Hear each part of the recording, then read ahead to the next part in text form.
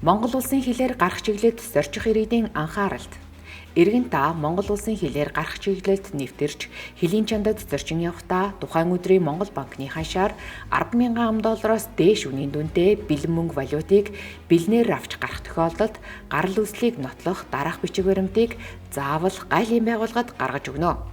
Үүнд банк санхүүгийн байгууллагын баримт, валют цалих цэгээр валют солиулсан баримт, холбогдох бусад нотлох баримт. Дээрх бичиг баримтууд нь таны хувийн мэдээлэлтэй таарч байхыг анхаарна уу?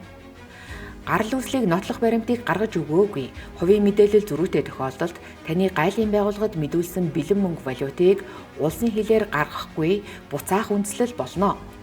Эргэн та их хэмжээний гарал үүсэл нь тодорхой бус бэлэн мөнгө валютыг улсын хилээр нэвтрүүлэх нь Монгол улсын эрүүгийн хуулийн 18 дугаар зүйлийн 18-2 заасан валют үндэсний мөнгө тэмдэгтийн ханшид нөлөөлөх 18-6-д заасан мөнгө угаах гэмт хэрэгт холбогдсон шалгагдах үндслэл болохыг гайлын байгууллагаас сэрэмжлүүлж байна. Гайлын ерөнхий газар.